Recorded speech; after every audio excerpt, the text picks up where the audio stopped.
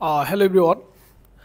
একটু আগে যেই তোমরা ম্যাথটা দেখলা প্লেলিস্টের মধ্যে, ওই ভিডিওর সাথে এই ভিডিওর ম্যাথটার কোন পার্থক্য রয়েছে কেউ বলতে পারবা? বলো তো। আগেরটার এই যে 1+x² এটার উপরে কিন্তু স্কোয়ার ছিল না, বাট এখন স্কোয়ার আছে। দেখো, এটা স্কোয়ার যদি থাকে আমরা কি করতে পারি? এটা কিন্তু ওইটার কাছাকাছি, বাট এটার কিন্তু অনেক কাজ আছে।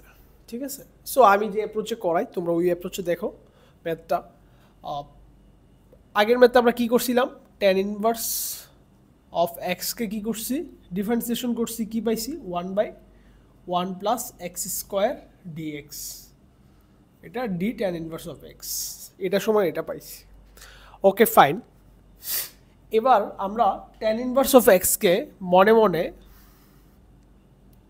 ধরে নিই, জেড ধরে নিই। তাহলে এক্স মানে কি আসবে বলো তো? টেন জেড আসবে। তাহলে 1/1+x², এটা মানে কি আসবে বলো তো?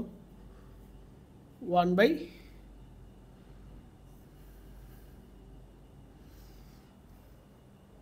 বলো, 1/1+x², এটাকে কি লেখা যাবে? 1/1+10²z। এটাই তো আসবে নাকি? এটা যদি আমরা ধরি, লেট লিখলাম, ধরি ট্যান ইনভার্স অফ এক্স সমান জেড, তাহলে এক্স সমান 10z। 1/1+x² সমান হচ্ছে 1/1+10²z।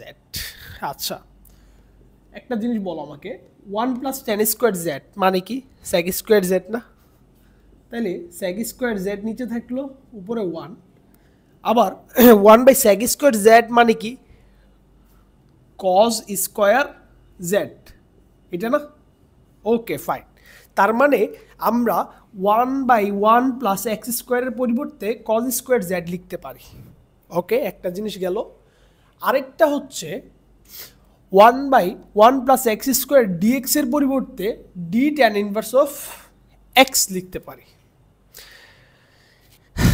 তাইলে এবার বলো, আমরা D tan inverse of x, এটার মানে কি? আবার ট্যান ইনভার্স অফ এক্স সমান জেড ধরছিলাম না এখানে, তার মানে ডিজেড লিখতে পারি। তাহলে আলটিমেটলি এটার পরিবর্তে ডিজেড আর এটার পরিবর্তে cos²z। ওকে, তো এখন আমাকে বলো এখানে কি কি আছে। এখানে যেটা আছে e⁻m tan inverse of x into 1/1+x², একটা আছে 1/1+x², আর একটা আছে ইন্টু কি ডি, সরি এটা তো ইন্টুটা, এটা থাকে আর কি, ইন্টিগ্রেশনের অপারেটর। আচ্ছা দেখো, এখন যে 1/1+x² dx, এটার পরিবর্তে আমরা কোনটা লিখবো বলো তো? রিপ্লেস করবো কি দিয়ে? ডিজেড দিয়ে। সো এটার পরিবর্তে আমরা ডিজেড লিখতে পারি। আর এটার পরিবর্তে কোনটা লিখবো? এটার পরিবর্তে লিখবো হচ্ছে cos²z। জাস্ট নর্মাল কাজ, cos²z। আচ্ছা, আর ট্যান ইনভার্স অফ এক্সকে কি ধরছিলাম জানে? জেড ধরছিলাম, তাই না? তার মানে আমরা জেড দ্বারা রিপ্লেস করে দিই এটা। তাহলে আলটিমেটলি পাইতেছি কি বলো? এটাকে আমরা জেড দ্বারা রিপ্লেস করে দিই। তাহলে আলটিমেটলি পাইতেছি e⁻mz ইন্টু কি বলো? cos²z dz। এটা পাইতেছি না? সো আলটিমেটলি আমার কার ইন্টিগ্রেশন করা লাগবে এখন? এইটার ইন্টিগ্রেশন করা লাগবে, ঠিক আছে? আর জেড মানে হচ্ছে কি? Tan inverse of x. তো এটা আমরা পরের পেজে করতেছি, আপাতত এটা মুছে নেই আমি। তো তারপর দেখো e⁻mz cos²z dz, এটার আমরা ইন্টিগ্রেশন করব এখন। যেহেতু cos²z আছে, এটাকে আমরা পাওয়ারটাকে সামহাউ ইলিমিনেট করে আমার 1 করা লাগবে। পাওয়ার কত আছে? 2। তো এখন আমি কি করতে পারি? এটাকে cos²z 2 দিয়ে গুণ দিতে পারি না এটার সাথে? 2 দিয়ে গুণ দিলে সামনে কি হয়ে যাবে? হাফ হয়ে যাবে। হাফ দিয়ে গুণ দেওয়া লাগবে, আর এখানে আমি 2 দিয়ে গুণ দিছি। তাহলে 2 cos²z। আমি লাইন বাড়াইতেছি না, আমি এখানে মুছে মুছে করে ফেলবো। তো 2 cos²z কে আবার কি লেখা যায় বলো তো? 1 প্লাস কি লেখা যায় বলো? 1+cos²z। ঠিক আছে, ডিজেড। তাহলে আলটিমেটলি আমার এখন ইন্টিগ্রেশন করা লাগবে কি? Half into integration of e⁻mz dz plus half into e⁻mz cos²z dz। ঠিক আছে, এখন এটার ইন্টিগ্রেশন করলে তুমি জানো কি আসবে? Half e to the power M Z divide by কত এম পাওয়া গেছে এই অংশটা। বাট এই অংশটার ইন্টিগ্রেশন আমরা কীভাবে করব? এই অংশের ইন্টিগ্রেশন তুমি যদি একাডেমিকে করতে তাহলে আমি বলতাম ইউবি ফর্মুলা যেটা ইন্টিগ্রেশনে ওইটা ইউজ করো। আর অ্যাডমিশনে যদি অ্যাপ্লাই করো তখন তুমি ডিআই মেথড ইউজ করবা। নাম কি মেথডটার? DI method. ডিআই মেথডের কাজটা কি আসলে? তোমার ওই যে ইউবি মেথডটা আছে না, এটাকে আরেকটু ইজি করে, ঠিক আছে?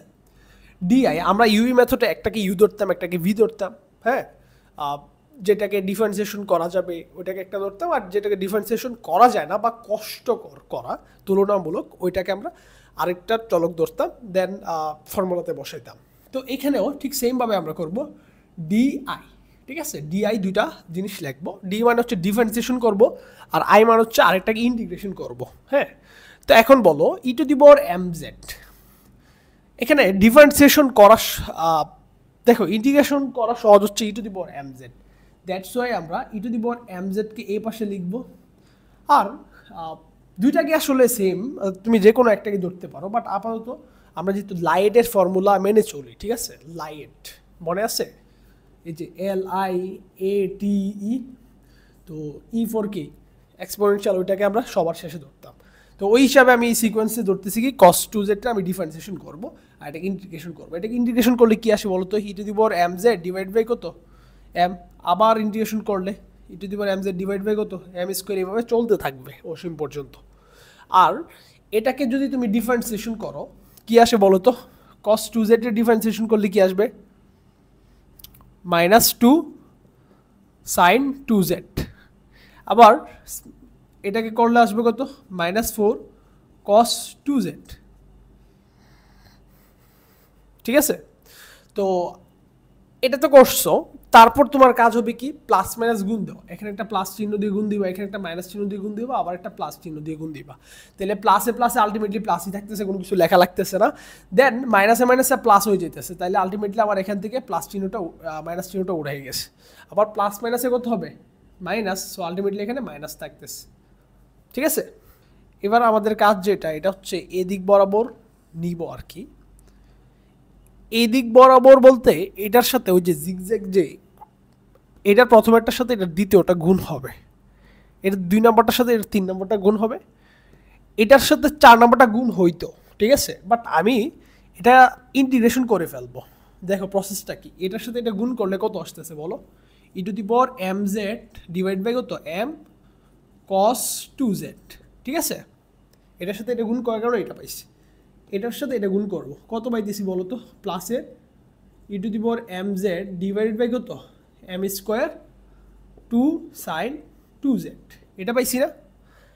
আচ্ছা, এখন আমার যে কাজটা সেটা হচ্ছে মাইনাস এইটার সাথে যখন এটা রেখে দিব না, তখন আমার ইন্টিগ্রেশন সাইন লেখা লাগবে। যদি নিচে গুণ করতাম তাহলে এভাবে বসাইতাম, বাট এটার সাথে এটা যেহেতু রাখছি তাহলে আমার ইন্টিগ্রেশন সাইনটা রাখা লাগবে। তাহলে -4 cos 2z, আচ্ছা আমি এটা নিচে লিখি, -4 cos 2z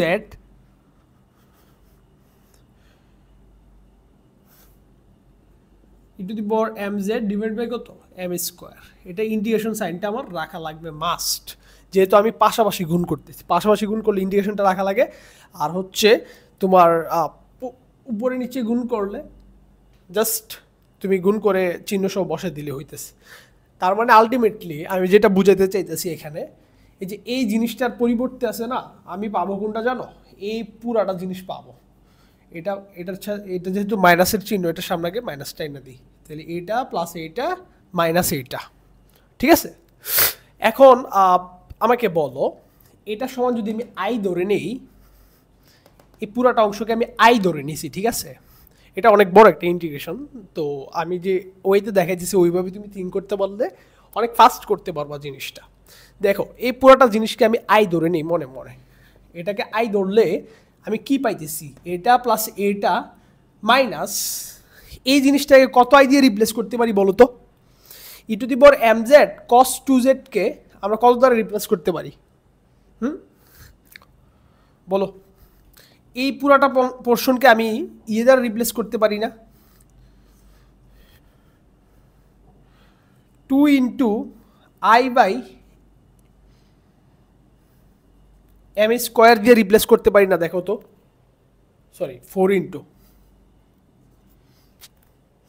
e to the power M z cos 2z dz, এটাকে লেখা যায় আই, আর 4 বাই এম স্কোয়ার আই, এটা দ্বারা রিপ্লেস করতে পারি। তার মানে আমি আলটিমেটলি কি পাইতেছি এখান থেকে বলো? আলটিমেটলি যেটা পাইতেছি, আমি একটু মুছি, ঠিক আছে বোর্ডটা। সো আলটিমেটলি যেটা পাইতেছি এটা হচ্ছে আই সমান, আই কিন্তু এটাকে ধরছিলাম, তাহলে আই সমান পাইতেছি E to the power M Z by M cos 2z plus E to the power M Z by M square 2 sine 2z plus sorry minus 4i by কত এম স্কোয়ার।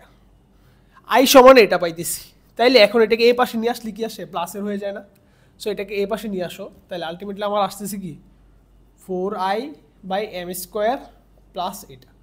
এখন এখান থেকে I common নিয়ে নাও, I common নিলে আমার থাকতেছে কি 4 by M square plus 1 equal to কি e to the power M Z divided by M cos 2z plus E to the power M Z divided by কত এম স্কোয়ার 2 সাইন 2z, ঠিক আছে।